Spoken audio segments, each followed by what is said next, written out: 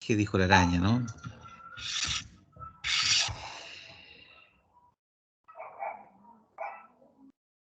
Muy buenas tardes a todos, a todas. Entonces, damos inicio a la clase del día de hoy. Vamos a continuar revisando algunos elementos propios del transporte marítimo que dice directa relación con la regla de Hamburgo. Ello principalmente porque del 100% del transporte de cargas, de mercancía, muy cercano al 90%, dice relación con transporte marítimo. Ha sido tal incluso el aumento sostenido del transporte marítimo en el comercio internacional, ¿no es cierto? Que hoy día incluso tenemos una diversificación de naves diversas, ¿no es cierto?, que prestan servicios según el tipo de mercancía. De igual manera, ¿no es cierto?, con los elementos de unitarización de carga o los containers, ¿no es cierto?, o contenedores, que se han ido también readecuando. Entonces, vamos a revisar algunos elementos. Vamos a hacer el nexo con lo que es el contrato de transporte y la, la correlación con los Incoterms. Aquí ustedes van a poder entender algunas cositas que a lo mejor cuando veíamos Incoterm al principio no les calzaba mucho. Aquí vamos a hacer algunos ajustes. Antes de empezar la clase, como es habitual, me gustaría que comentáramos algunos elementos o contenidos que vimos en la clase pasada para un poco contextualizar el inicio y continuidad de esta. Señora María Angélica, ¿cómo está usted? Buenas tardes. Hola profesor, buenas tardes. Bien, ¿y usted? Adiós, Los, gracias, sal bien. Aquí. los saludo por segunda vez. Qué bueno. Mm, Mire, yo por mí encantado de saludarlos las veces que sea necesario a cada uno de ustedes. Para mí me es grato siempre compartir con ustedes. Gracias, profe. Señora María Angélica, cuénteme, eh, ¿le quedó dando vuelta o claro el concepto entre conocimiento de embarque y contrato de fletamento, que fue uno de los elementos que comentamos en la clase pasada? Ay, profe, ¿por qué me hace sufrir a mí? No, no los hago sufrir, no, al contrario, al contrario. A ver, vamos a partir de una forma distinta. Eh, ¿Qué funciones cree usted que cumple un conocimiento de embarque?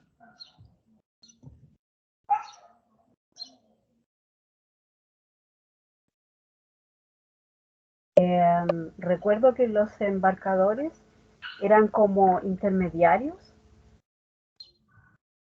Ah, ya, tú me vas a hablar de quienes participan en el transporte. Ok, ya.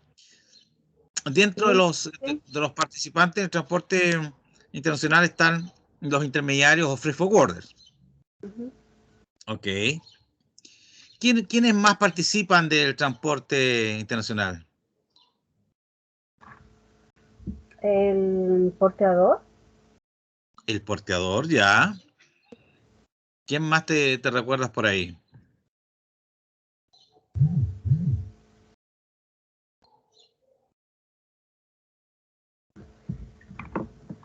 Ujú.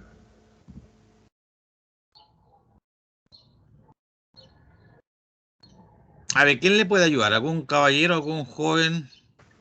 Profe, el consignatario. El consignatario. Muchas gracias, Florencia. Muy buenas tardes. ¿Cómo está usted? Eh, es como Bien, ¿y obvio, usted, pero profe? sería el vendedor y el comprador, en este caso. O sea, el exportador y el importador tienen que participar, sí o sí. Ah, ya, ya, ok. Importador, exportador, perfecto. Los agentes de aduana, Ya. los Y transportes locales y de destino. ya, ok. Me parece. Ahora, ¿ustedes se recuerdan cuál era un poco la finalidad de las reglas de Hamburgo? ¿Para qué fueron establecidas, digamos?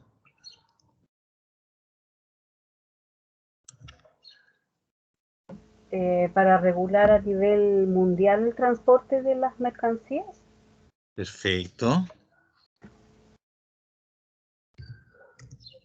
Muy bien. ¿Qué más? ¿Permite delimitar responsabilidades o no?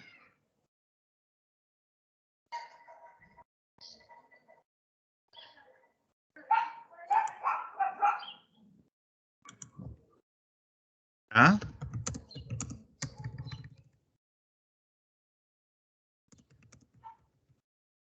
Sí, sí, profe. De hecho, de eso ¿Sí? se trata todo el proceso de Incoterms. Esos son los incontrables, pero acá las reglas de Hamburgo en particular. Ah, sí, también ayudan a como Ah, aplicarlas. ah, perfecto, perfecto. Ya, vamos a un poco a centrar.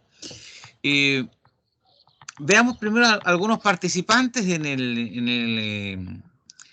el transporte internacional. Tenemos, por si no recuerdo si lo comenté o no, pero lo primero es el dueño del barco, ¿no es cierto? Y el dueño del barco se llama armador. Los armadores son los dueños de las naves, que a veces actúan como armadores y navieros, es decir, como dueños del barco y además hacen el ejercicio, ¿no es cierto?, de la prestación de transporte marítimo.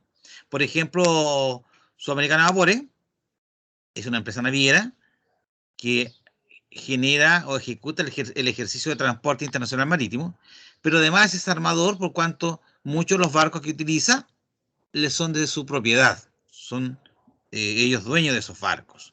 Algunos los arriendan, pero también una parte importante de la flota que les son propios. Entonces son armadores.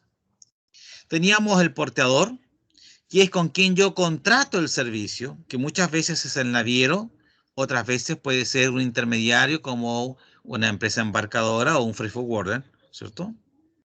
El porteador, con quien yo cierro el negocio de transporte, defino la tarifa a pagar, etcétera, etcétera.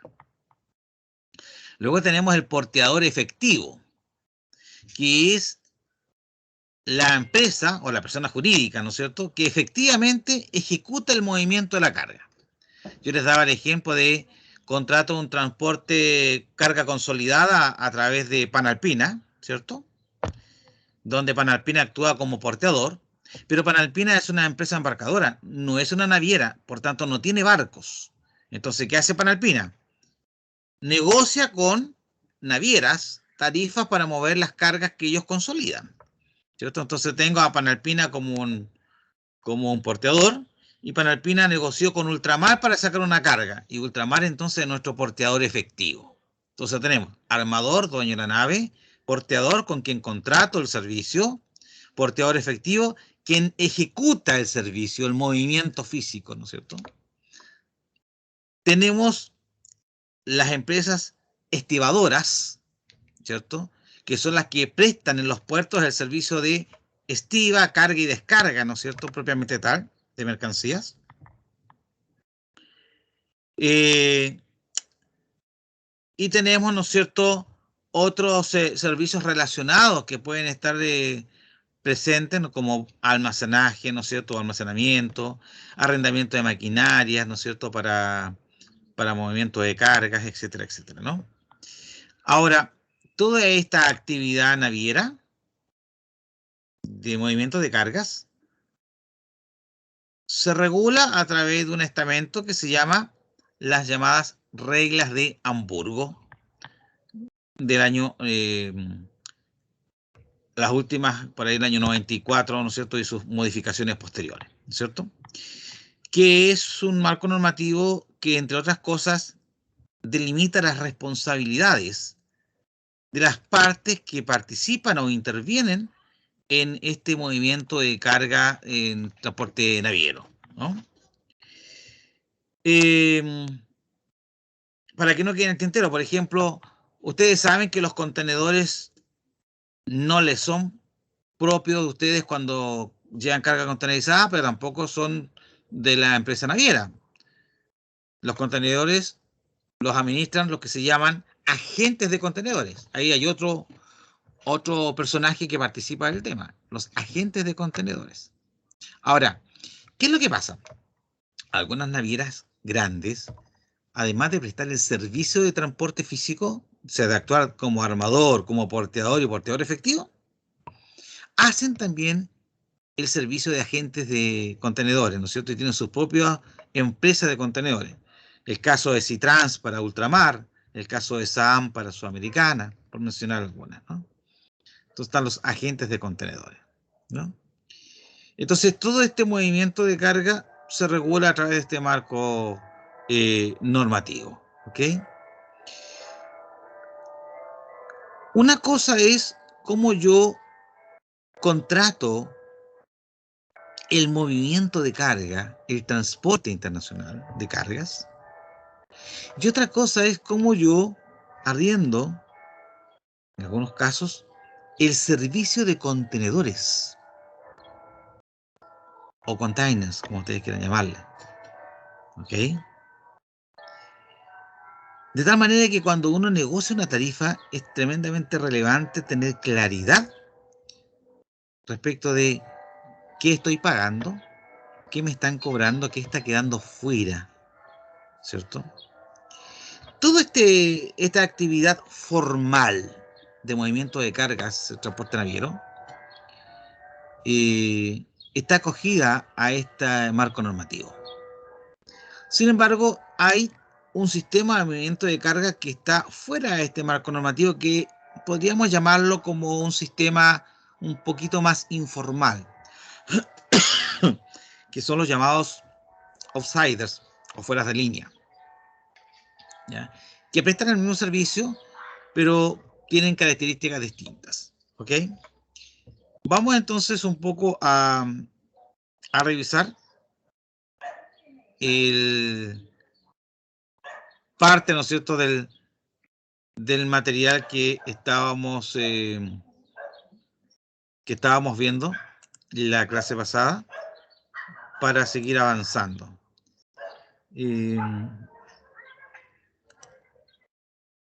Por estas cosas de la vida.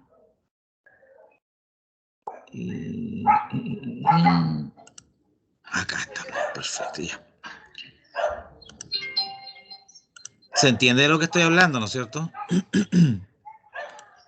Si tienen dudas, por favor, háganmelo saber, ¿ok? No se queden con la duda. Ya.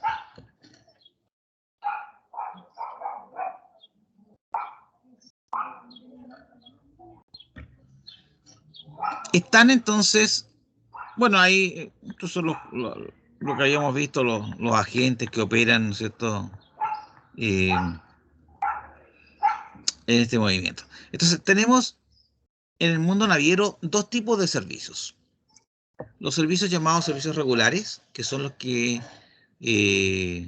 se acogen a las reglas de Hamburgo, y los servicios irregulares que no se acogen a este marco normativo, digamos. Los servicios regulares tienen algunas características, como por ejemplo, rutas preestablecidas, ¿ya? Donde yo cuando llamo y pido una nave, yo ya sé que ese barco, ya conozco cuáles son los puertos por los cuales va a ir recalando, porque la ruta es previamente conocida, ¿cierto? Es una ruta fija, no va a variar en el transcurso del movimiento de mi carga. Ellos me entregan un itinerario, me entregan fechas estimadas, ¿no es cierto?, de salida, de llegada, ¿no es cierto? De ahí el concepto de ETA y ETD. No sé si lo han escuchado alguna vez por ahí, o algún colega se los habrá mencionado. ¿Ah? La ETA y el ETD. Fecha estimada de llegada o de arribo, ¿no es cierto? Y la fecha estimada de zarpe o de salida.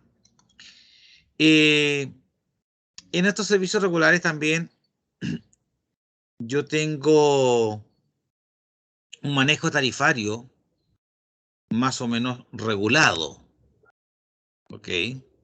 Y es aún más regulado cuando entramos en los sistemas de conferencias, ¿ya? Más regulado todavía, ¿ya?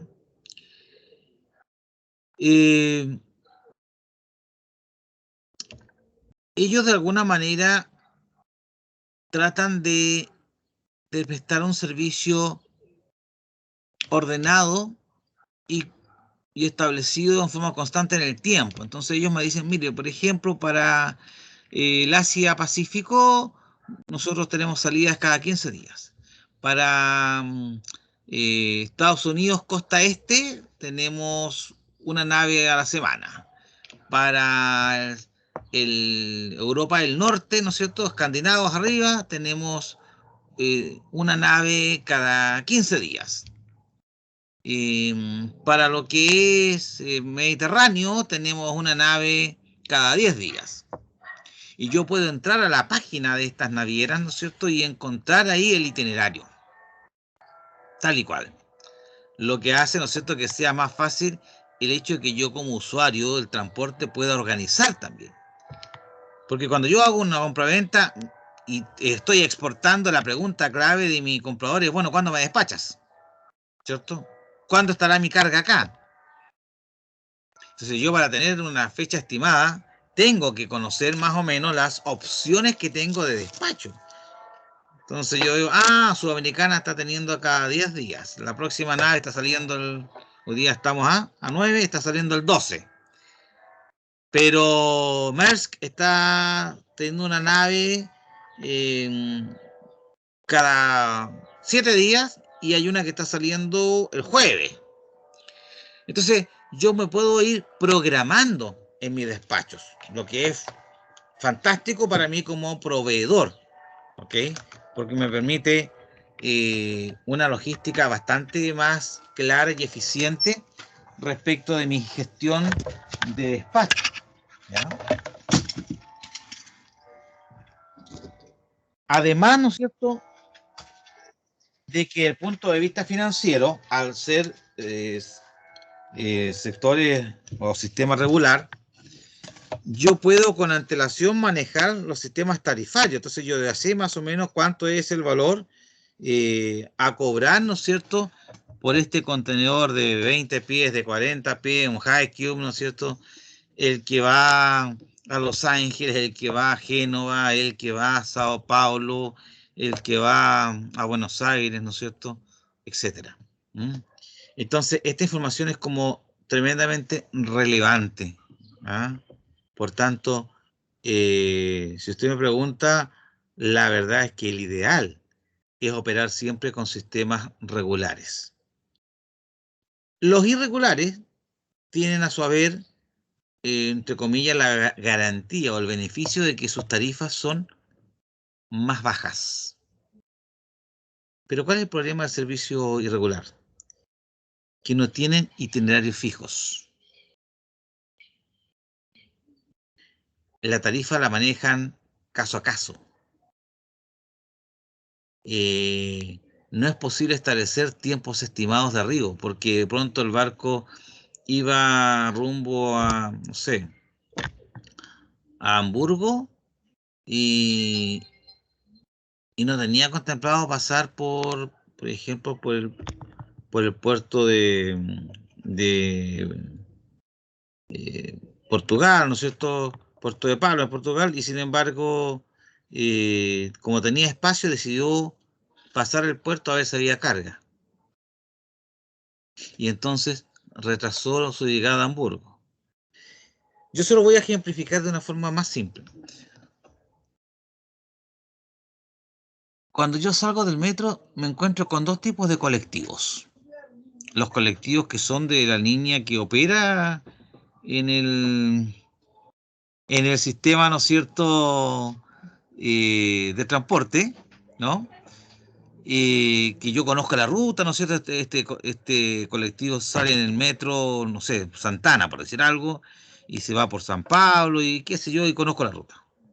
Y siempre es la misma. Y si yo al caballero le digo, oye, pues usted me podría dejar en mi casa, usted me va a decir, no puedo salirme de la ruta. Porque es un servicio, ¿no es cierto?, regular, formal. En cambio, yo llego cuando ya no hay colectivos de la línea y hay estos llamados piratas.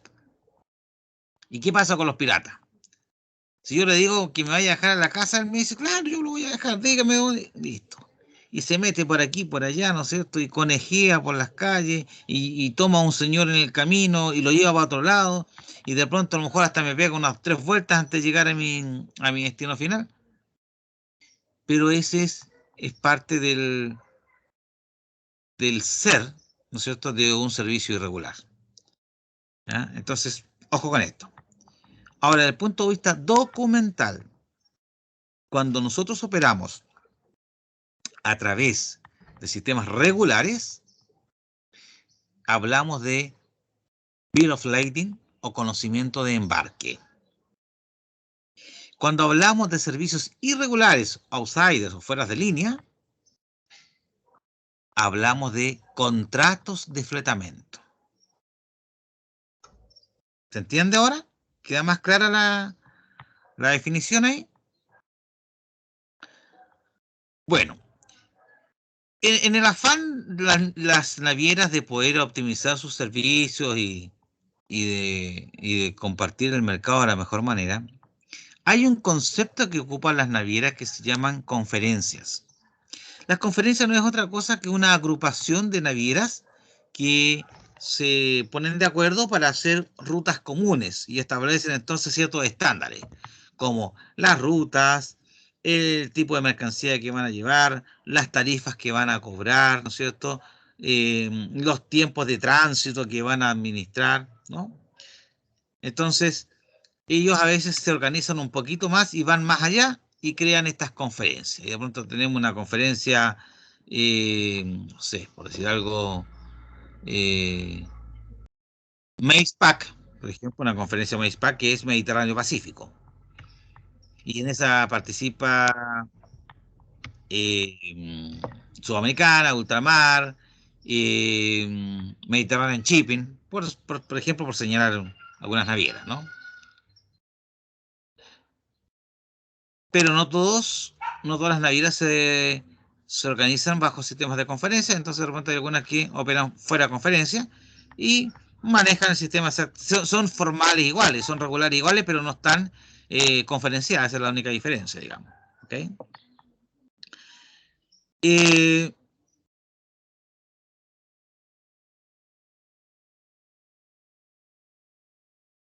Vamos ahora, y me interesa tocar muy particularmente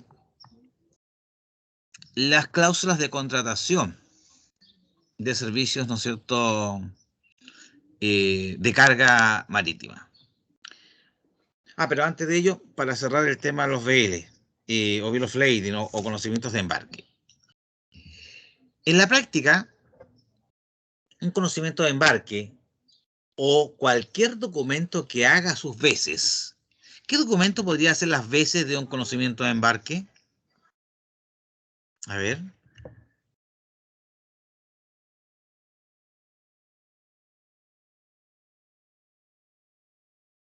Natalie, ¿estás por ahí?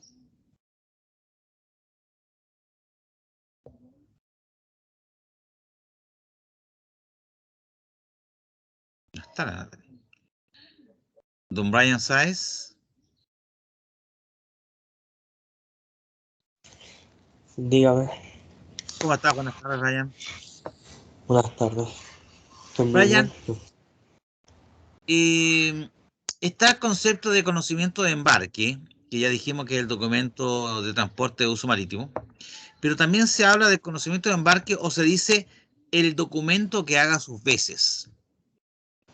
¿Qué documento puede hacer las veces de un conocimiento de embarque o un Bill of Lading?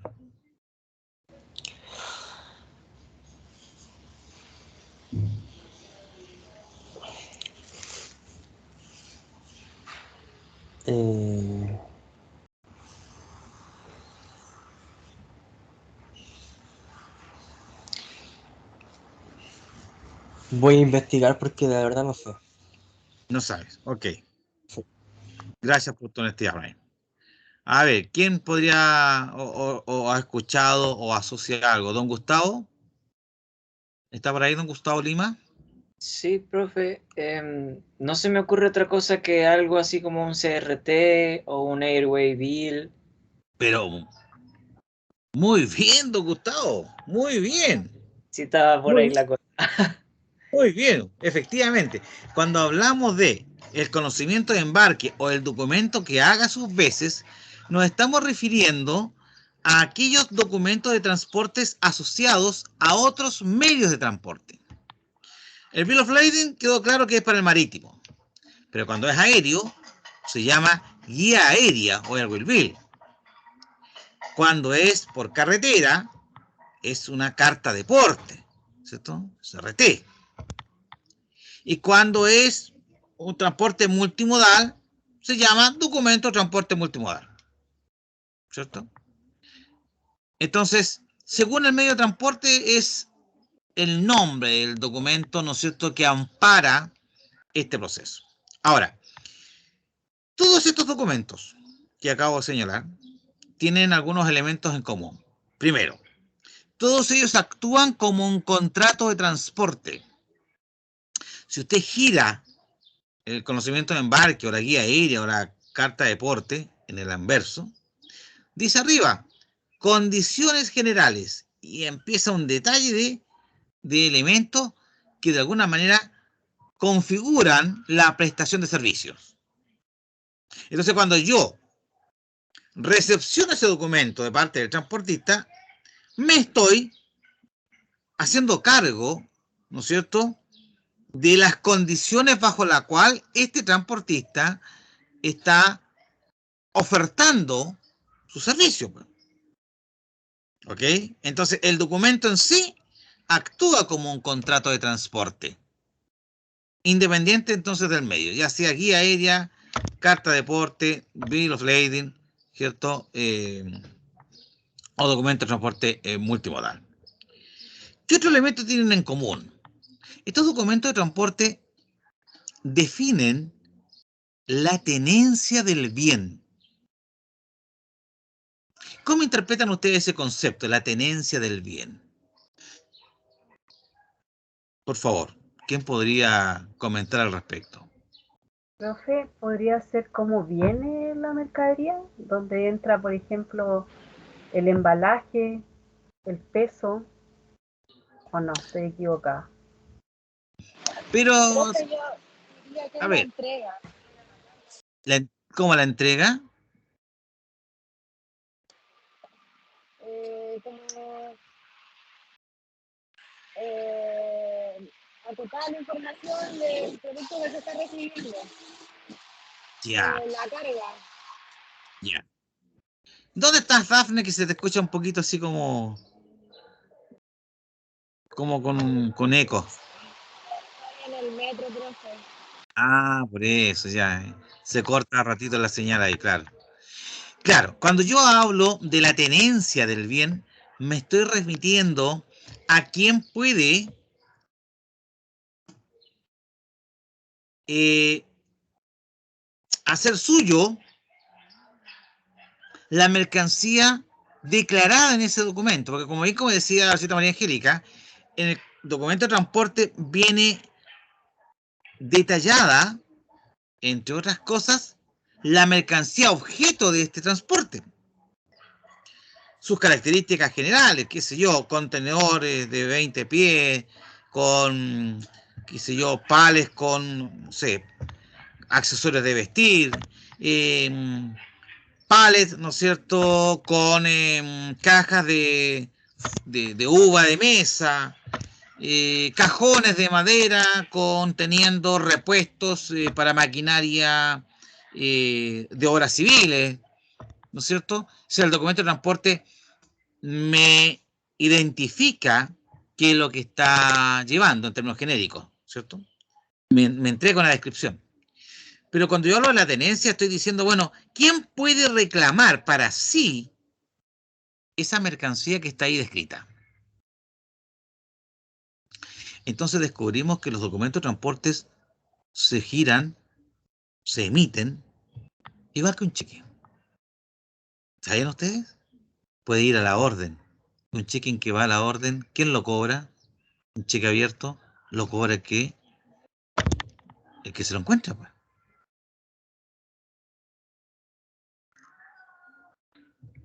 En cambio, cuando va a nombre de, por ejemplo, el consignatario, el consigní, que esa es la palabra clave, el consigní, o consignatario es importadora 10 de julio. Entonces, ¿quién puede reclamar para sí la mercancía ahí contenida? Solamente la importadora 10 de julio. Ellos son los que tienen la tenencia del bien, pueden reclamar la tenencia del bien, pueden reclamar para sí esa mercancía ahí contenida o descrita, porque el documento le ha sido girado a su nombre.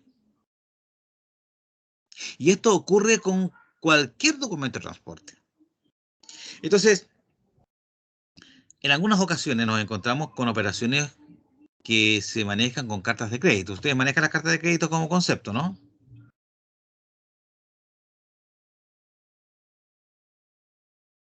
¿Sí, Sí, Joana? profe. Sí, ok. Gracias, Joana. Y ustedes se han dado cuenta de que a veces las cartas de crédito piden expresamente que el documento de transporte sea consignado a nombre del banco. Y tenemos BL, guías aéreas que dicen consigní Banco de Chile, consigní Banco Santander, consigní Banco Estado. Y uno podría decir, pero el Banco Estado está importando repuestos automotrices, el Banco Chile está importando ropa y accesorios de vestir desde China.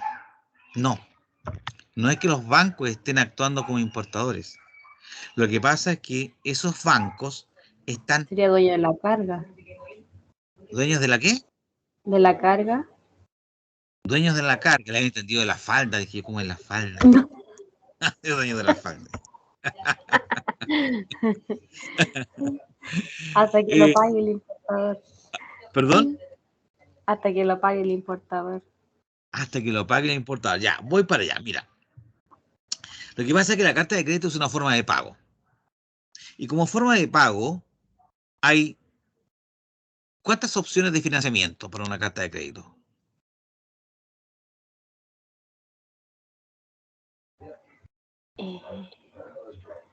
Hay varias abiertas, pueden ser. Hoy no me acuerdo Financi- muy bien. financiamiento. Sí. Hay básicamente dos. La carta de crédito puede ser con financiamiento propio.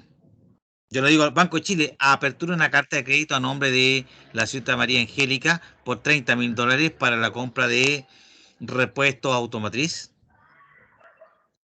Y el banco me dice, ya, y los 30.000, aquí están.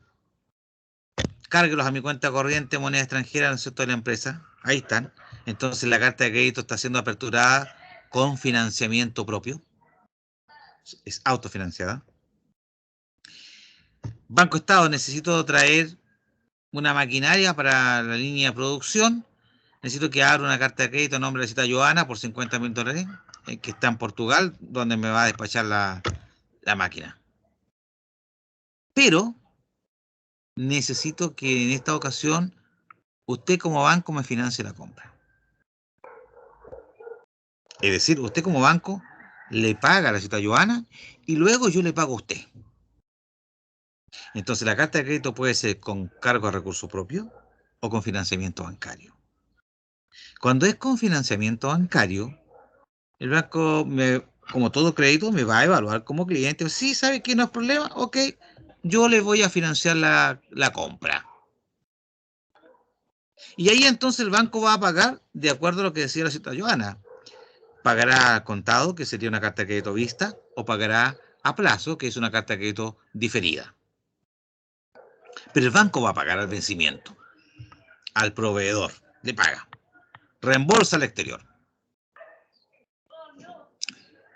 Y luego el banco me va a mirar a mí y me va a decir, cliente, usted me pidió que le financiara esta carta de crédito por 90 días, por decir algo. Y bueno, llegó el momento del pago.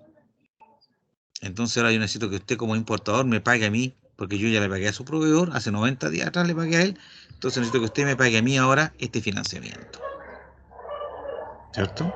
¿Cómo se llama cuando yo importador le pago al banco el financiamiento de una carta de crédito? ¿cuál es el concepto técnico? ¿Lo recuerdan?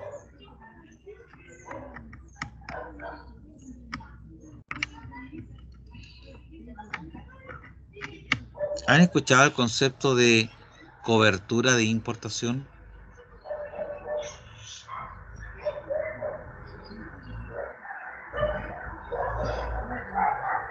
Don Nelson, ¿le suena a usted el concepto de cobertura de importación?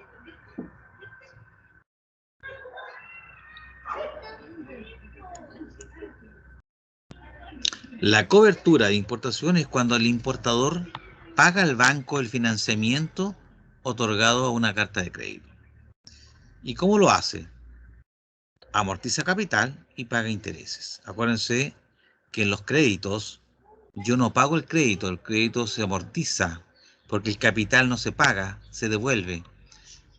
Tú me prestaste 10 pesos, yo te devuelvo 10 pesos. Ahora, por el préstamo, tú me cobraste 5 pesos, ahí está el pago de los intereses. Entonces, el interés es que se paga, el capital se amortiza, se devuelve.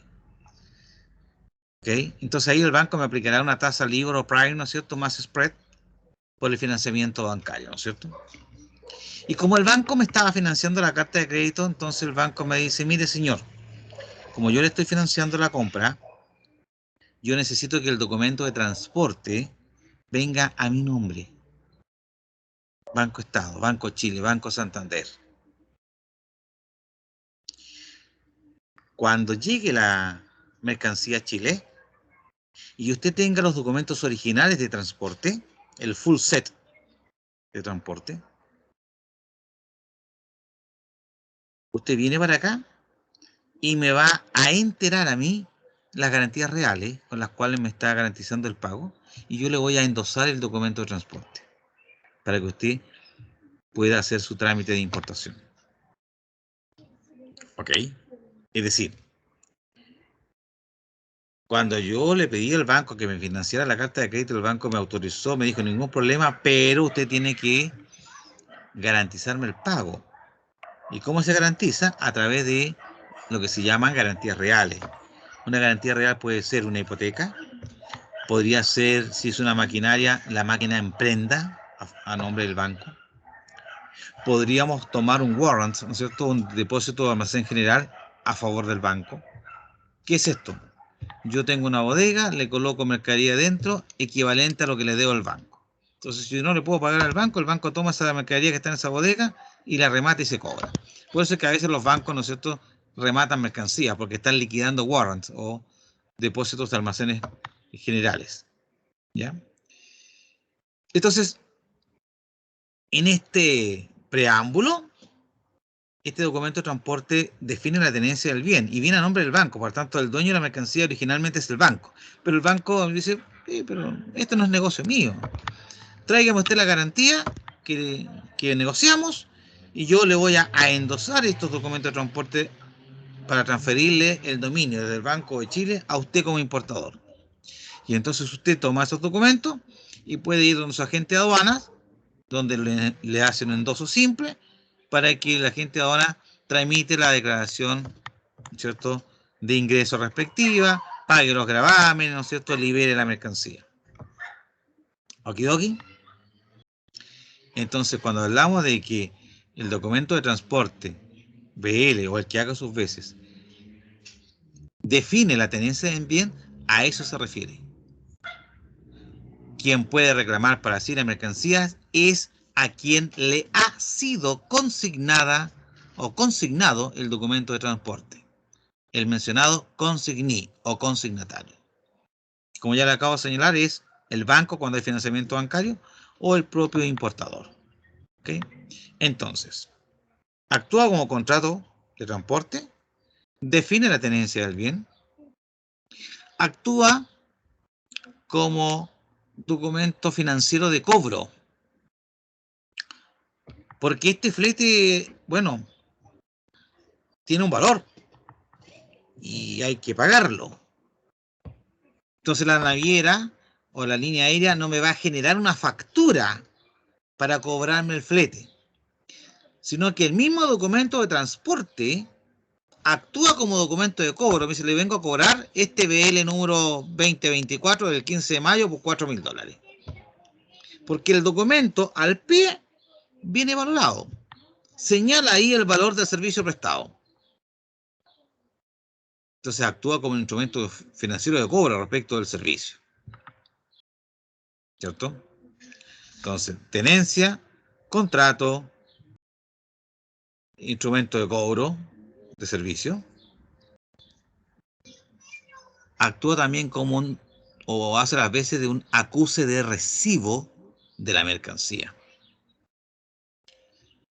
Cuando yo recepciono la carga como naviero o empresa de transporte, en el documento de transporte, en el caso marítimo particularmente, yo señalo la fecha en que recibí a bordo la mercancía y la condición. Generalmente es clean on board o limpio a bordo.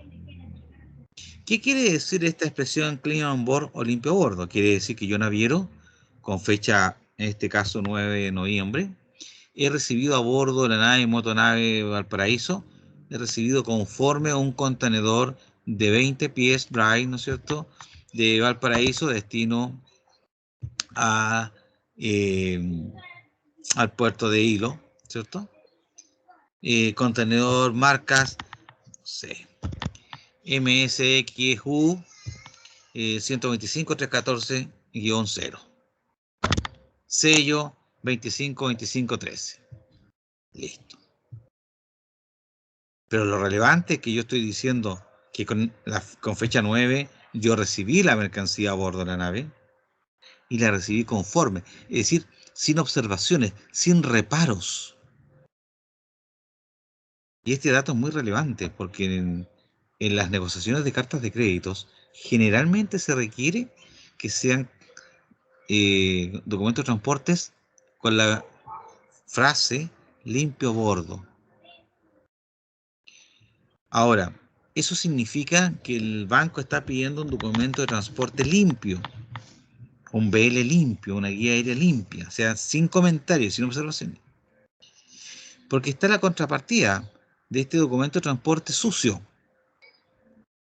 Ahora, que sea sucio no significa que está manchado con huevo de la mañana en el desayuno o con el café, ¿no es cierto?, que se derramó en el escritorio, pues. Que por lo demás son cosas que no debieran ser, porque los escritorios son para trabajar, no para ir a tomar desayuno, ¿no es cierto?, cafecito, ¿no?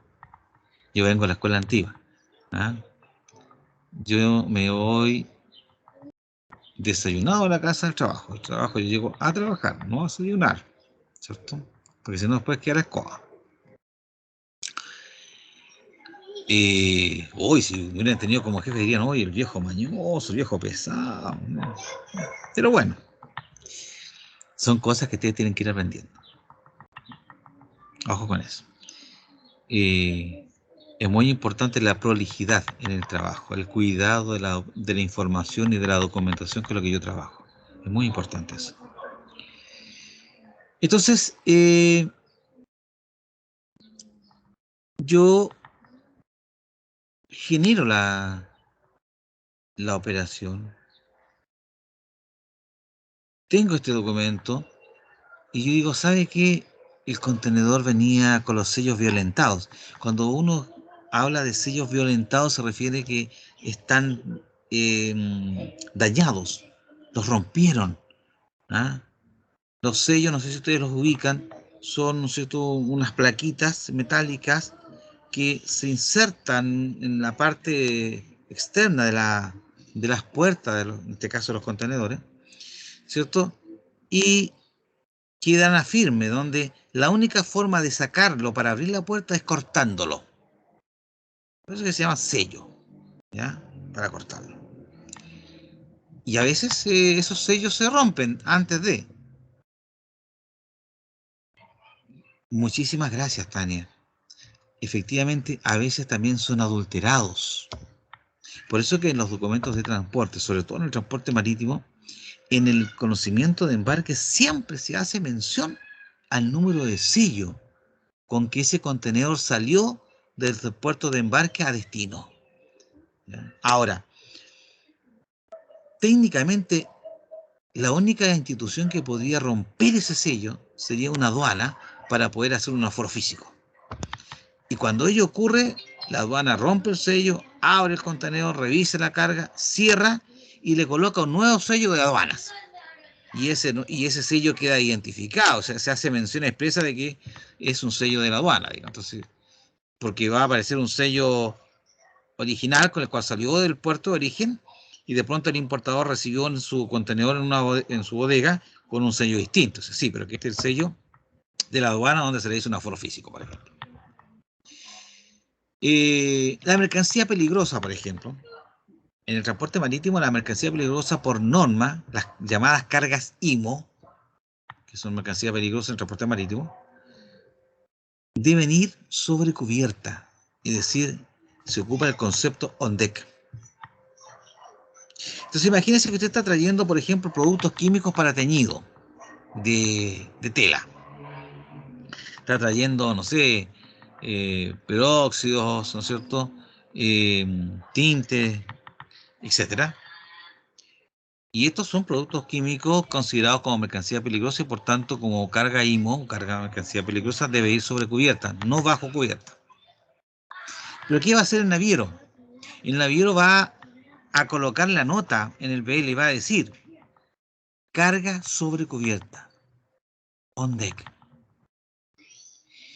Eso que acaba de hacer el naviero es una observación y por tanto el banco señala, con justa razón, de que el BL que le ha sido presentado no es un BL en limpio, es un BL sucio, porque trae observaciones. Entonces, si yo voy a mover carga peligrosa, cuando yo presento la solicitud de apertura de la carta de crédito como importador, debo señalar expresamente que se autoriza el embarque de mercancías sobre cubierta. Si yo lo dejo expresamente señalado en la carta de crédito, cuando se negocia la carta de crédito para cobrarla por parte del exportador, el banco no la va a objetar. No va a decir, pero que este velo no es un velo limpio, es un velo sucio. Porque está ya validado por el propio sistema de parte del importador. ¿Okay? Aquí hay muchas cositas que confluyen, ¿eh? Como ustedes pueden ver. Y todas estas cosas en algún momento ustedes las van a tener a la vista. Ustedes van a tener una carpeta y van a tener un documento de seguro, un documento de transporte, una carta de crédito, una factura comercial, y hay que hacer la exportación o la importación, pagar los gravámenes, qué sé yo. Entonces es importante que manejen estos elementos. Entonces, ojo con el concepto limpio a bordo. Se remite a la forma en que yo recepciono la carga y en la fecha y condición en que la recibo. Si yo hago una observación, ya no es un conocimiento limpio, es un conocimiento sucio. Y eso tiene una implicancia directa para el exportador al momento de negociar la carta de crédito, que si no hay una observación en contraria, el banco va a alegar que hay discrepancias en la negociación. Y cuando hay discrepancias en una negociación de carta de crédito, el banco no paga. Entonces es complejo el tema para los exportadores el negociar con discrepancias. Entonces ahí estarían los elementos propios de un conocimiento de embarque. Bueno, avanzamos.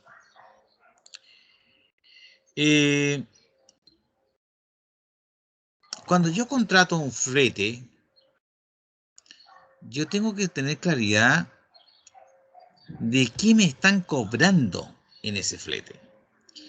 Porque a veces me están cobrando algunos servicios y otras veces no me los están cobrando y por tanto si no me lo cobran a mí como exportador, ¿a quién se lo van a cobrar?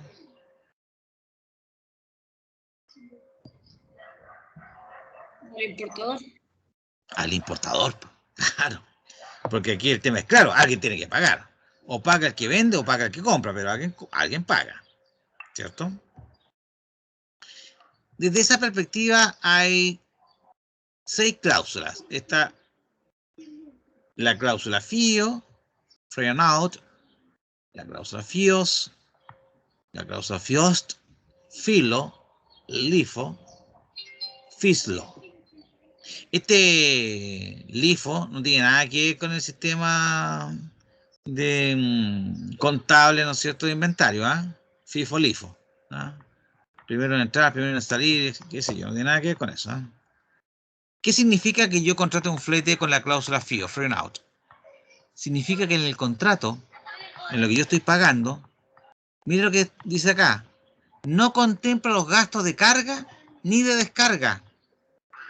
Entonces, si yo estoy exportando y el transporte fue contratado bajo la condición FIO, ¿quién tendría que pagar la carga y la descarga en destino? La carga en origen y la descarga en destino.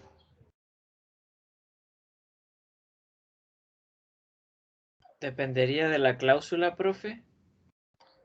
Exactamente. O sea, de la Exacto. cláusula del Incoterm.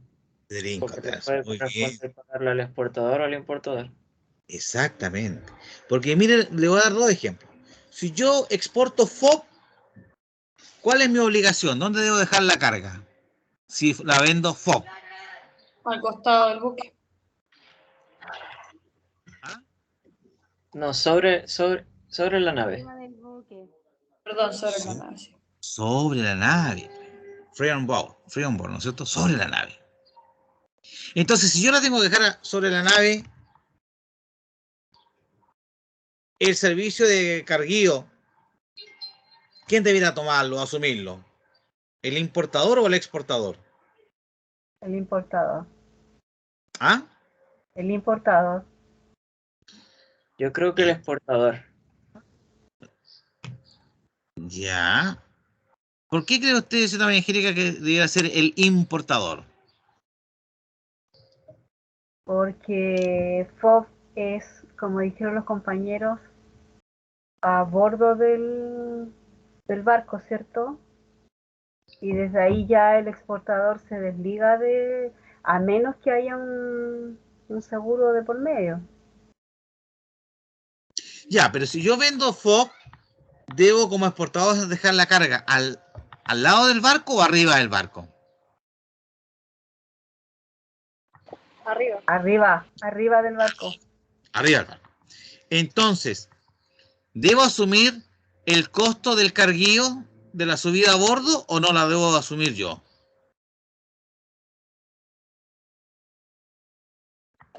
Yo creo que Sí, sí, profe. Sí, pero hay profe. que hacer la diferencia con la activa. Ah, que son cosas distintas. Son cosas distintas. La estiva es otra cosa.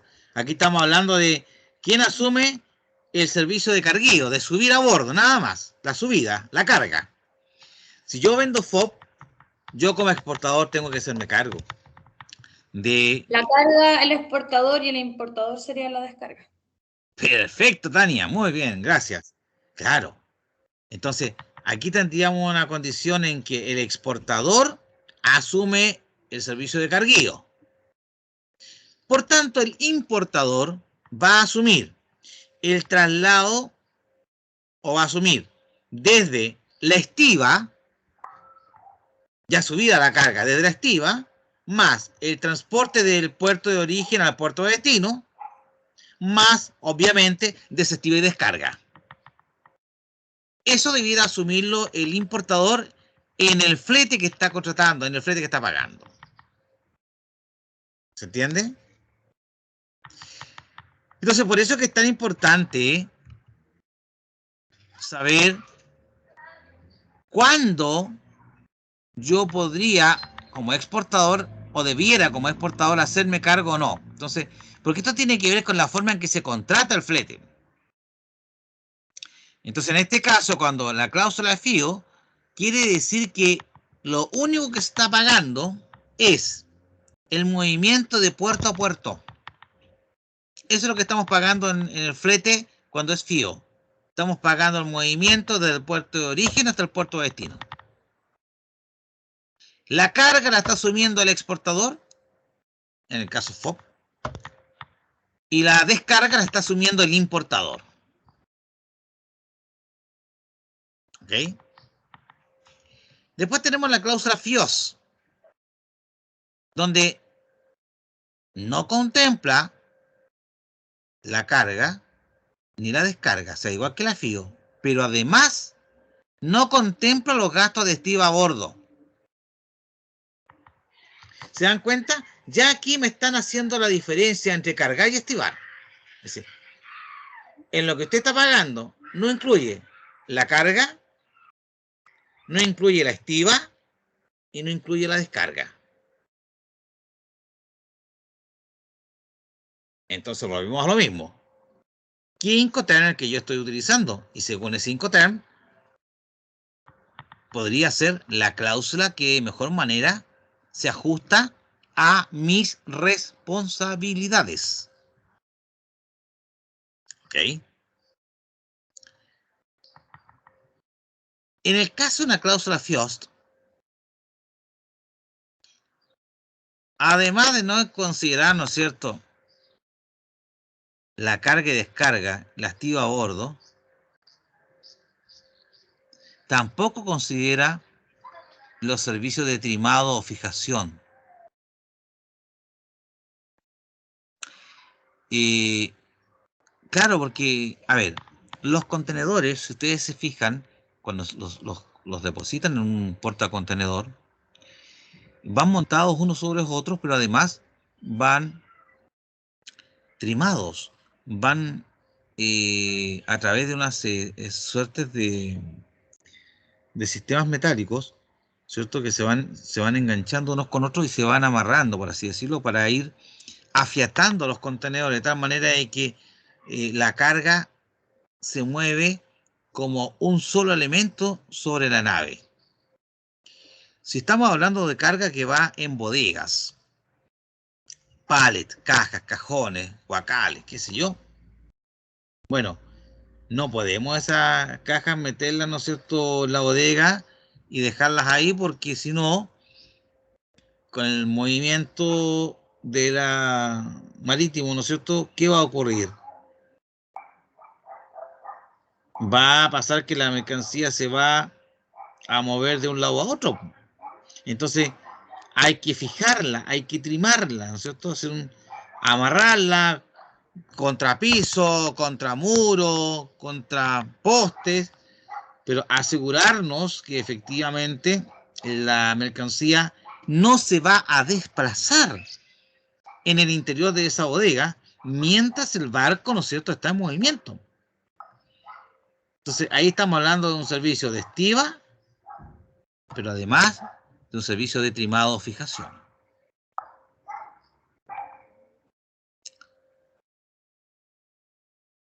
En el caso del filo, free and liner out, significa que los gastos de carga son por cuenta de la mercancía, es decir, por cuenta del fletador, es decir,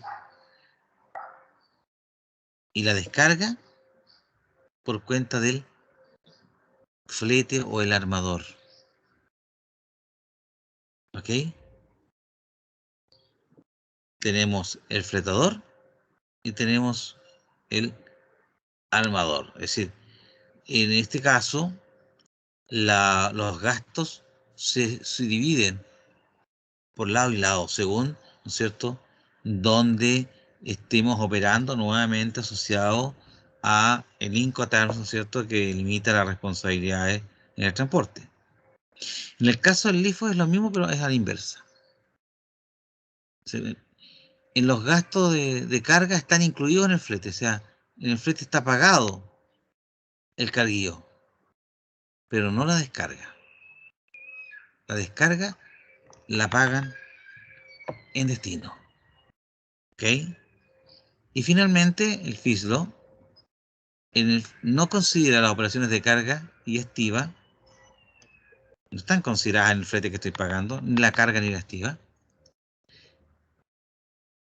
Y la descarga y las condiciones de línea, o sea, de descarga, de desestiva y descarga, son por cuenta del armador, es decir, son por cuenta de la naviera en el fondo, ¿no es cierto? Es parte de su costo operacional, por así decirlo.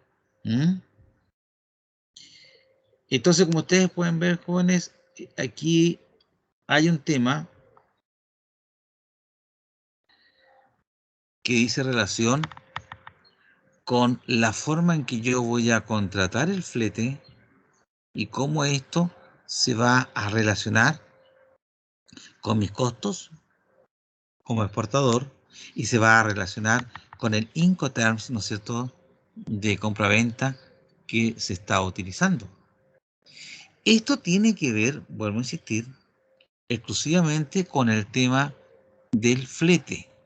Esto no tiene nada que ver con la forma en que yo arriendo el servicio de contenedores, que es otra cosa. ¿Ok? Es muy distinto. Bueno, aquí lo que yo les había comentado, los servicios regulares, ¿no es cierto? Que no tienen rutas fijas, ¿no es cierto? No tienen clientes fijos, en fin, ¿no? En esta línea hay tres formas en que habitualmente se puede contratar un servicio irregular. Está el llamado Time Charter, el Voyage Charter y el Bareboat Charter. El arrendamiento por tiempo es cuando yo arriendo un barco, ¿cierto? Para usarlo, para manejar, ¿no es cierto?, el movimiento de cargas, ¿ya?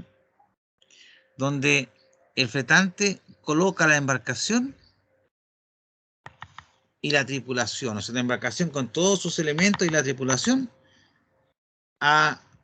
en manos de quien lo va a contratar, ¿ya? Por ejemplo, muchas veces yo naviero podría perfectamente contratar, me faltan barcos en la temporada alta y las contrato bajo este modelo. Entonces, no me complico, arriendo el barco con todo su equipamiento y con todo su personal. Entonces, lo coloco el barco a trabajar, ¿no?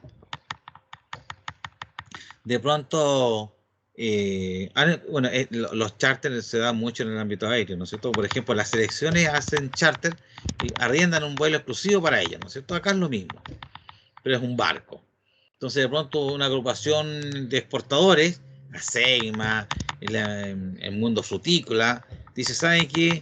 Vamos a despachar nuestra mercancía a Europa Central, pero vamos a nosotros a arrendar el barco, ¿no es cierto?, para tratar de manejar los costos operacionales y de servicio.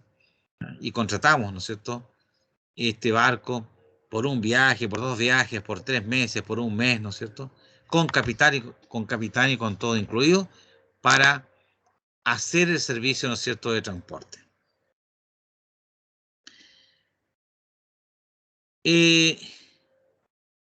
La otra opción es que yo lo arriende exclusivamente por viaje, y al arrendarlo por viaje puede ser un fletamento total o parcial. Le arriendo todo el barco, le arriendo una parte, le arriendo una bodega, 2, 3 bodegas puntualmente para llevar, ¿no es cierto?, mi carga o administrar mi carga, o arriendo el barco completo para un viaje en particular, ¿cierto?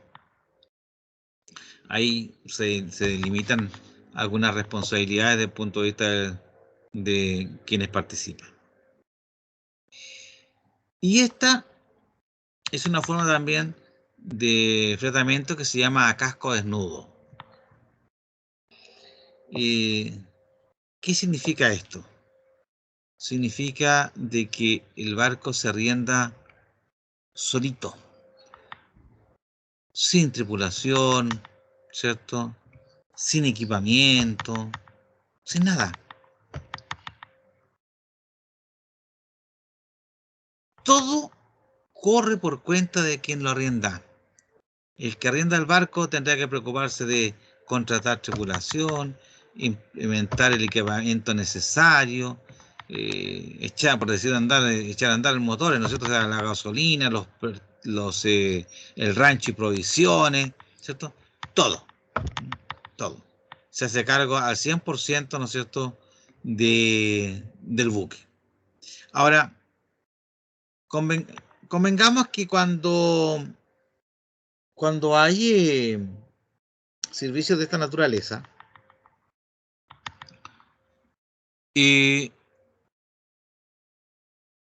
los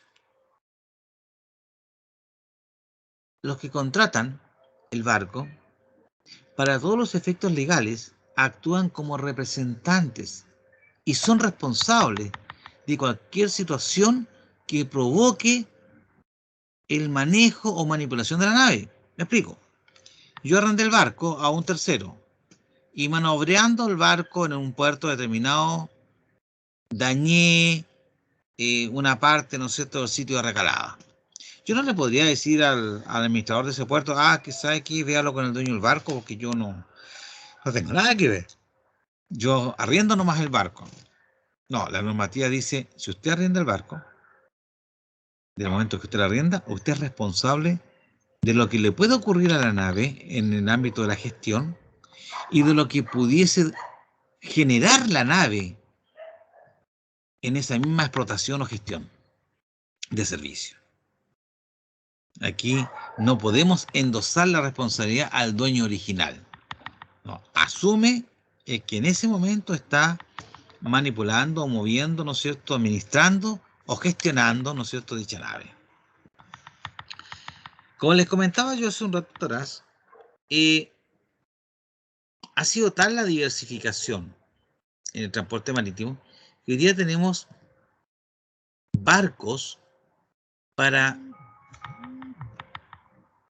movilizar diferentes tipos de mercancías, ¿cierto? Carga general, en este caso barcos cementeros, para contenedores refrigerados, ¿cierto? Para el transporte de gas, ¿cierto? Nosotros somos importadores importantes de gas y a través de Concón, principalmente a través de esa refinería, nosotros los barcos recalan hacia el interior, ¿no es cierto?, no en muelle, y ahí conectan con los ductos para poder llenar, ¿no es cierto?, los puntos de recepción de gas para que después la empresa, ¿no es cierto?, los trabaje. Buques graneleros, ¿qué significa esto? Que transportan mercancía a granel, por ejemplo, entre otras cosas, cebada, trigo, maíz, azúcar, ¿cierto? Entonces van en bodegas a granel, ¿ok? Sueltas. Barcos portacontenedores, que su tarea, obviamente, como indica su nombre, es el movimiento de containers, ¿no es cierto?, de sus diferentes formas. Los famosos rolón, los roró, que esos son los barcos que transportan, ¿no es cierto?, vehículos. El principal chiste de estos barcos es que tú entras con el vehículo andando, lo estacionas, ¿no es cierto?, lo fijas, lo trimas y lo fijas y luego sales, ¿no? Y ahí quedó el autito listo. Y cuando llega a destino, van sacando uno por uno los autitos, ¿no es cierto? Barcos para mercancía o carga pesada, ¿no es cierto? Entre otras tipos de naves, ¿no es cierto?, que hoy día existen. Ahora, ¿cómo se complementa este movimiento marítimo de carga? Se complementa principalmente, no única, pero sí principalmente, con el contenedor como elemento, ¿no es cierto?, de unitarización de carga, ¿cierto? Convengamos acá que el principal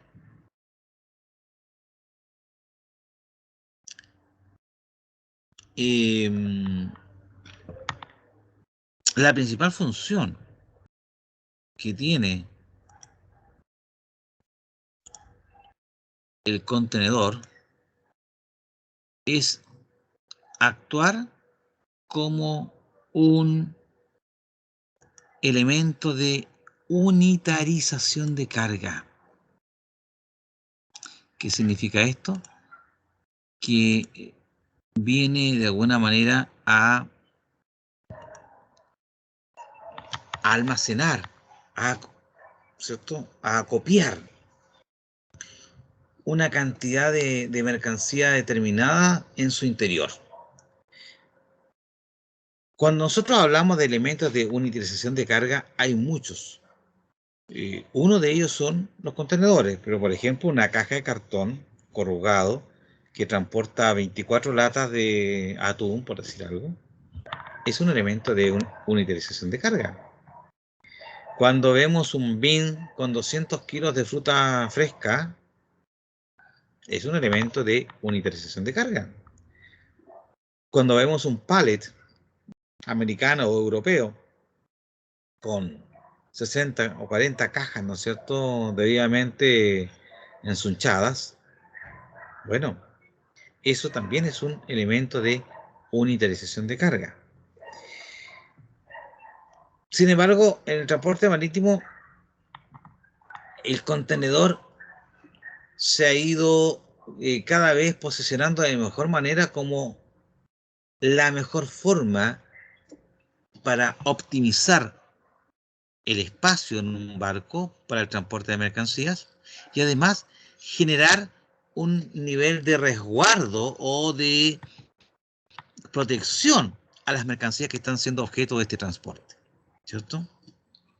Fíjense que en este contexto, hoy día, no solamente tenemos contenedores marítimos, sino que también tenemos contenedores aéreos. Obviamente que las características de un UDL son distintas a las de un contenedor marítimo, ¿ya? Pero la idea es la misma. Un poquito de historia, esto parte, ¿no es cierto?, por ahí por el año 56, donde a los camiones que llevaban cajas con metálicas con mercancía adentro, ¿no es cierto?, les sacamos las ruedas para subirlo a un barco. Luego, a través de la norma ISO, ¿no es cierto?, se empieza a estandarizar los contenedores en cuanto a sus medidas, ¿no es cierto? Y tenemos contenedores de 20 pies, de 40 pies, high cube, ¿no es cierto? Y empieza también una diversificación de tipos de contenedores según las mercancías a manipular. Un dato importante acá es cómo yo identifico un contenedor. Los contenedores se identifican generalmente con las primeras 3 letras que identifican al dueño del contenedor, no a la naviera, al dueño del contenedor, a lo que llamamos agente de contenedores. La 4ª letra, que normalmente es una U, es un elemento genérico, ¿ok? Genérico, porque la práctica son las primeras 3 las que identifican al agente de contenedores. Luego vienen 6 números y un dígito verificador, que viene siendo como el root, por decirlo de alguna manera, de un contenedor. Todos los contenedores tienen marca y número, que viene siendo al final el elemento identificatorio de este contenedor a nivel mundial. ¿Ok? Y es un dato muy relevante cuando desde el punto de vista de la logística necesitamos aplicar trazabilidad, por ejemplo, en mercancías que son transportadas vía marítima a través de contenedores. La principal característica del contenedor hoy día es que se adecúa a los diferentes tipos de mercancías a transportar. Hay contenedores que transportan carga seca, contenedores que transportan líquido, gas,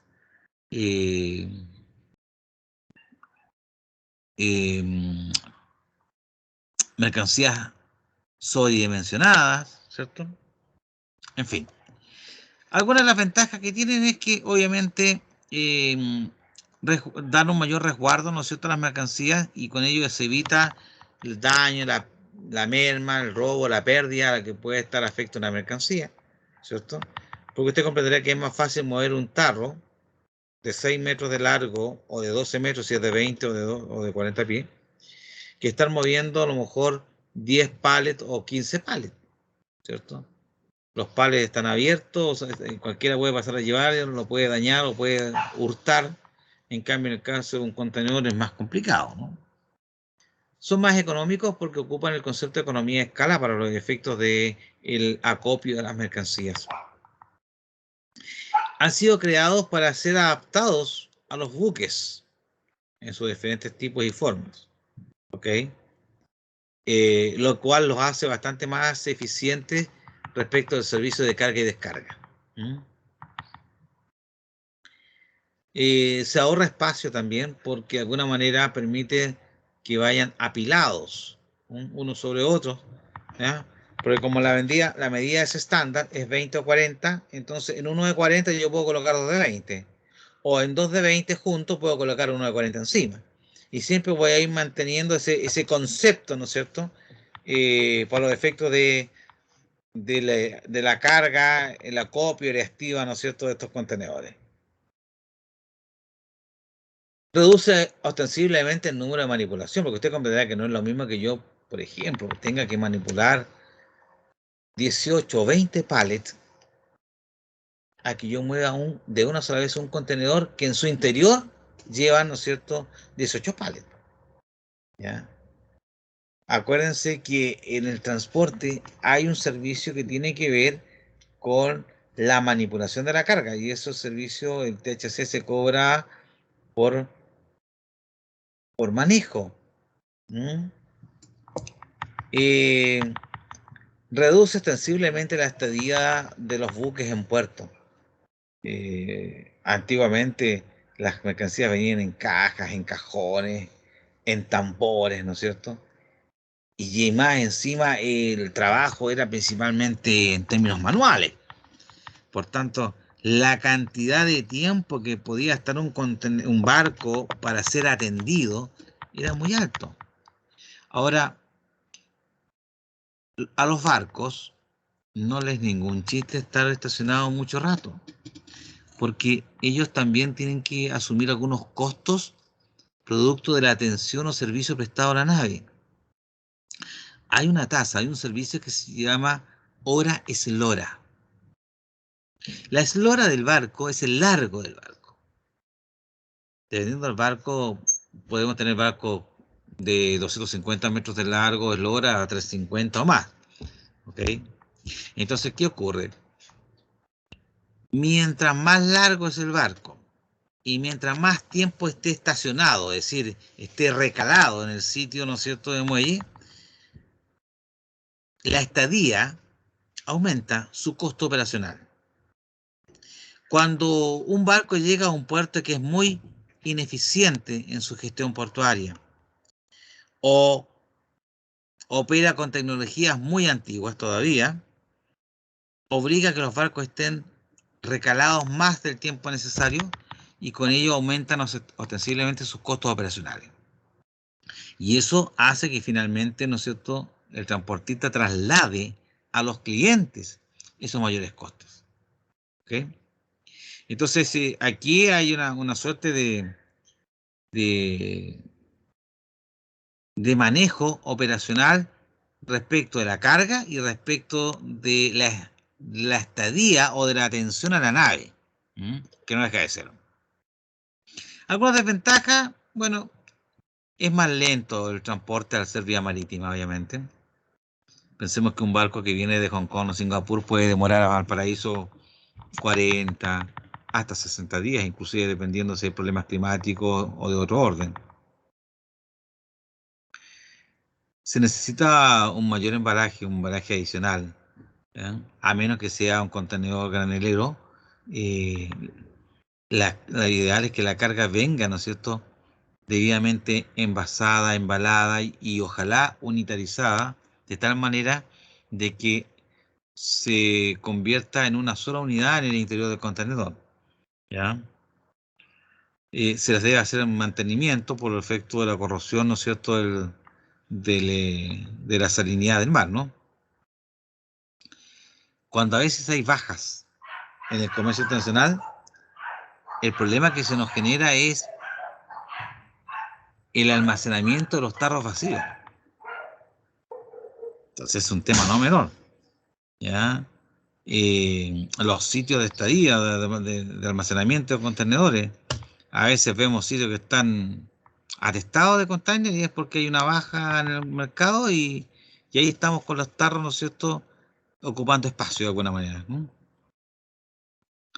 Requiere una logística mundial, porque una cosa es que yo traiga una mercancía en un contenedor y lo otro es cómo ese contenedor se va a mover dentro de ese país.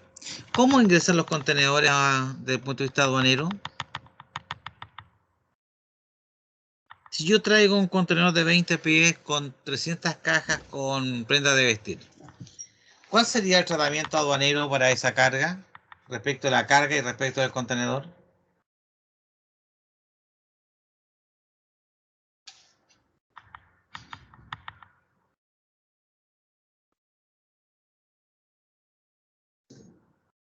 ¿Alguien podría comentarme al respecto?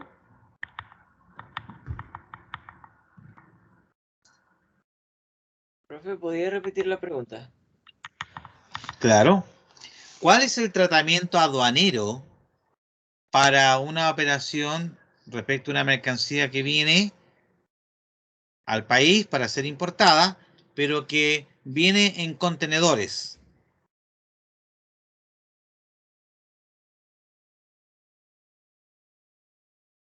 Estamos importando 300 cajas con poleras, algodón poliéster, en un contenedor de 20 pies, que viene desde la India a Valparaíso. ¿Cuál sería el tratamiento aduanero para las poleras y para el contenedor?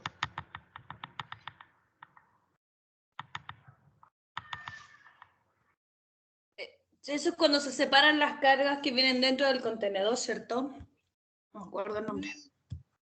Podría no, porque si es un full container no hay desconsolidación en puerto. La desconsolidación sería si fuera carga LCL.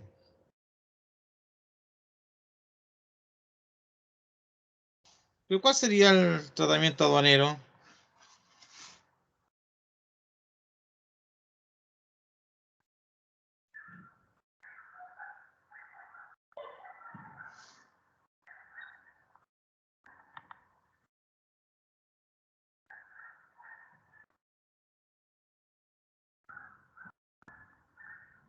Ya, pues, chicos.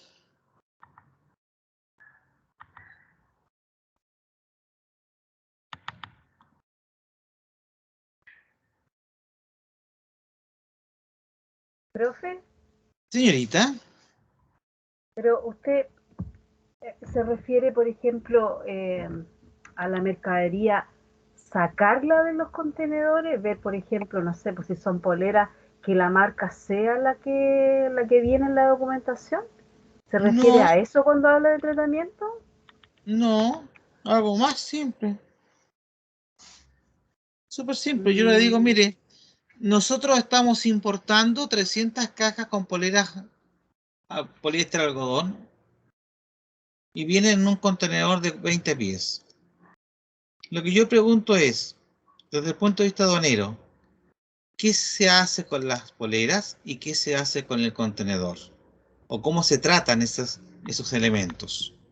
Al momento de que es desembarcado el contenedor y entregado, ¿no es cierto?, a la aduana para su recepción.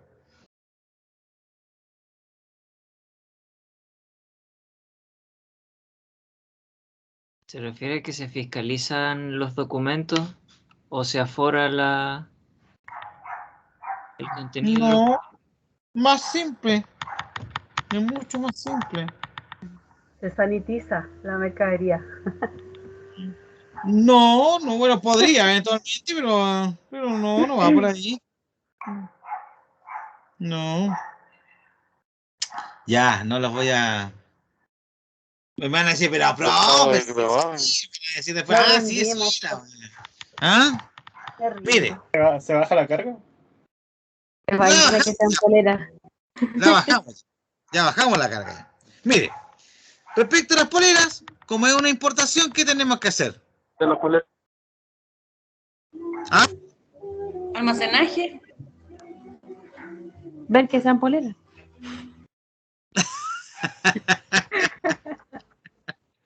Pucha, tan poco creativo hoy día. Ya, parece que los voy a mandar a tomar once luego, parece. De las poleras. ¿Ah?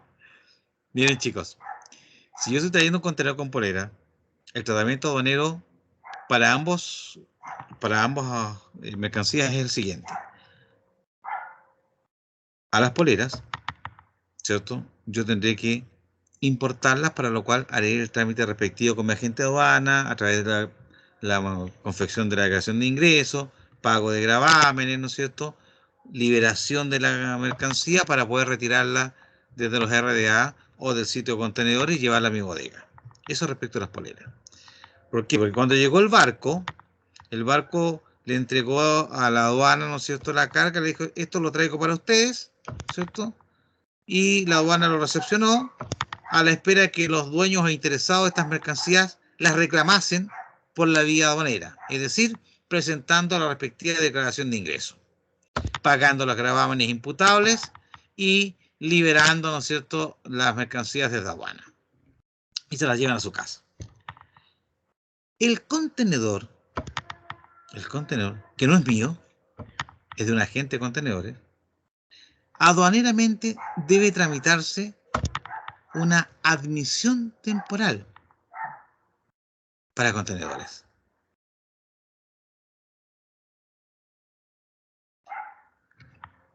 Si ese contenedor venía puerta a puerta, por decir algo, yo voy a pagar los gravámenes, voy a retirar la carga y el contenedor lo voy a sacar íntegramente desde la aduana y lo voy a llevar a mi bodega. Y en mi bodega voy a desconsolidar, voy a vaciar el contenedor.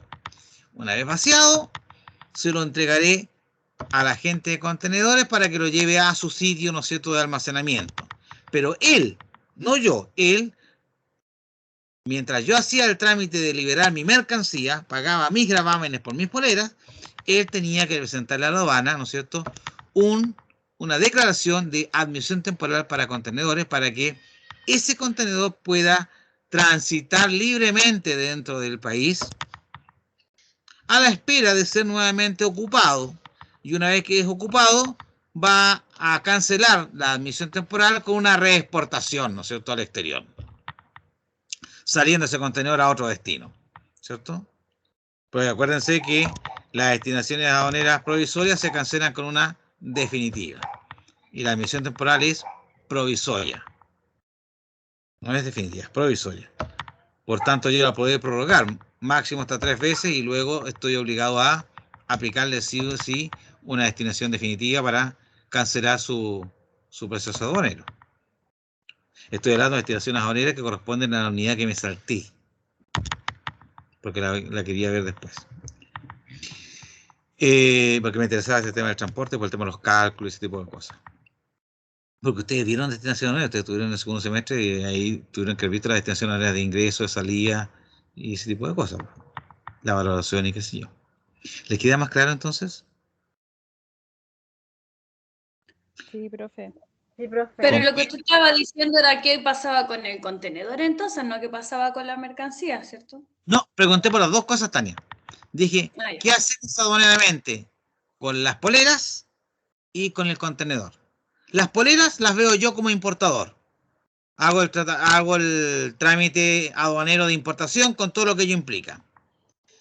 Pero el contenedor lo ve el agente de contenedor, pues, tramitando su respectiva destinación, ¿no es cierto?, aduanera de admisión temporal para contenedores.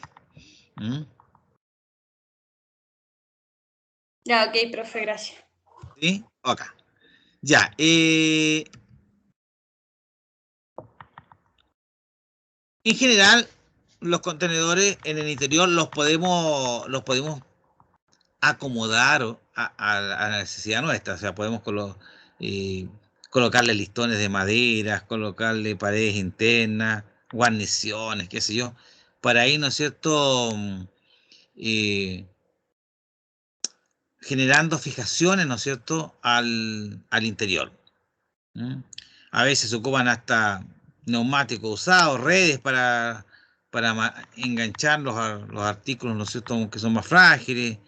Hoy día hay una suerte de bolsas que son de papel craft, pero con un revestimiento de poliestileno y que parecen como colchones de camping. Y que se colocan, ¿no es cierto?, en el entre medio de las cargas para que no se golpeen, no se dañen, no se produzca fricción, ¿cierto?, entre la carga que está al interior. En la práctica, nosotros hoy día podemos arrendar un contenedor desde la perspectiva puerto a puerto, que es cuando yo estoy pagando el servicio de contenedores desde el puerto de embarque hasta el puerto de destino, un puerto a puerto. Un puerto a puerta, que es donde se está pagando el movimiento de la carga en el contenedor desde el puerto de embarque hasta el puerto de destino, más el transporte local hasta la bodega del importador. Y ahí liberamos el contenedor y lo entregamos a la gente de contenedores. Podría ser puerta a puerta. Esto es al revés. Yo lleno el contenedor en mi bodega. Le digo a la gente de contenedor, traiga el contenedor a mi bodega porque aquí vamos a llenar, vamos a consolidar la carga. Y una vez que esté lista, la vamos a enviar al puerto en el stacking de nave para subirlo al barco y salga a destino. Pero yo voy a pagar el arriendo del contenedor, ¿cierto? Y el servicio de movimiento de carga desde mi bodega hasta el puerto de destino. Es decir, el transporte local en el país de origen está incluido en la tarifa que están cobrando. Esto es lo que llamamos el inland freight, ¿cierto? De origen.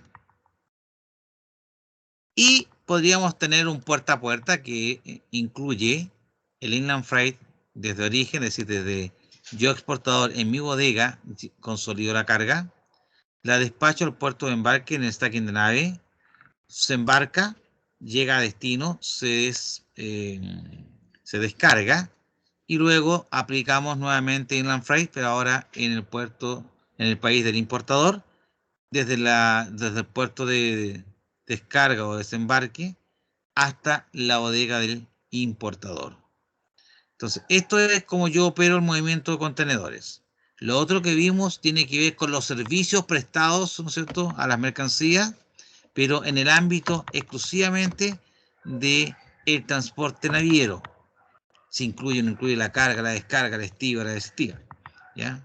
Y esto tiene que ver con la forma en que yo contrato el uso del contenedor para mover, ¿no es cierto?, la carga que va en su interior, la carga que ha sido, ¿no es cierto?, debidamente consolidada, ¿no es cierto?, en su interior. ¿Ok? Ya, vamos a dejar hasta aquí para pasar la lista, que si no siempre después yo me paso.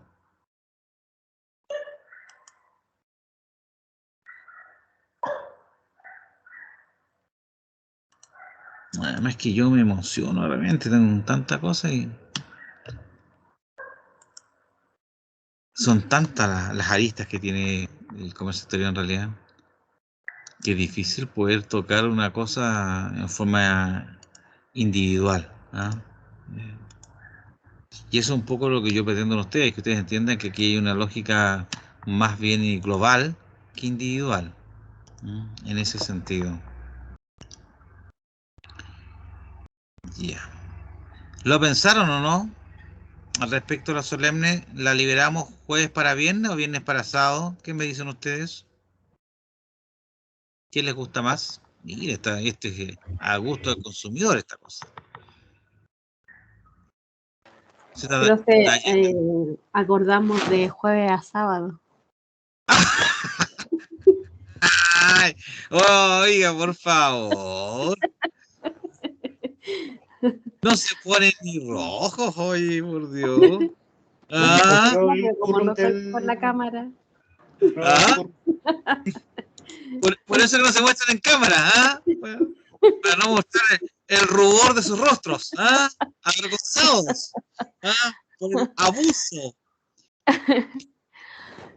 Fue aprobado por 2/3, profe. ¿Ah? ¿Perdón? Fue aprobado por 2/3. Aprobado por 2/3. Ya. Lo discutimos 21 horas hablando. 21 horas. Por Dios, qué locura esta cosa, qué locura. Ya, vamos a ver qué hacemos, ya. Esta vida, esto da para todo. La señora Dayana Arriagada, Dani, ¿está por ahí? Presente, profesor. Don Cristian Urbano. Cristian ya no estuvo, parece, no. Ahora está por acá.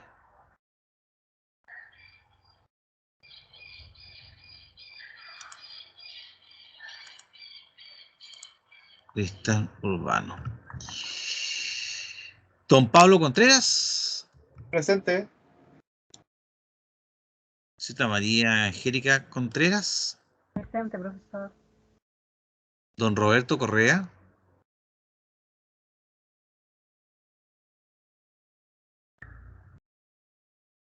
Don Roberto. Don Roberto. Ahí está don Roberto Correa. Ya. Está Bárbara Faúndez. Presente. Y está Florencia Fernández. Presente, profe. Está Camila Fuensalida. Presente, profe. Don Nelson Guerrero. Presente, profesor. Está Mari Herrera. Mari. No está Mari. Don Gustavo Lima. Presente, profe. Don Francisco López. Presente, profe. Está Dafne Moreno. Presente, profe. Don Carlos Muñoz. Presente, profe.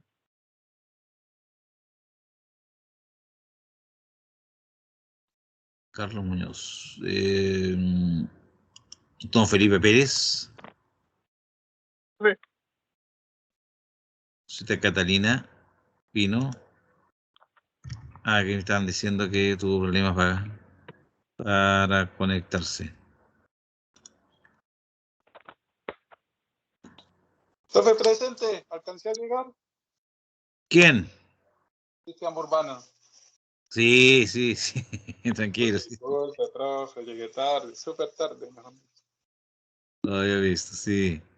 No problemas. Don Francisco Quinteros. Presente, profe. Don Brian Sáez. Está Natalie Serrano.